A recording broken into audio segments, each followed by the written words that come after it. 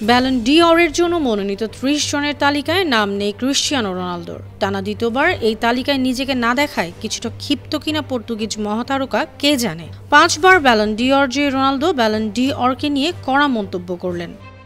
গতকাল পর্তুগালের রিও আভের বিপক্ষে প্রীতি ম্যাচে মুখোমুখি হয়েছিল আল নাসর। ৪-০ গোলে জয় পাওয়া ম্যাচটিতে হ্যাট্রিক করেন রোনালদো।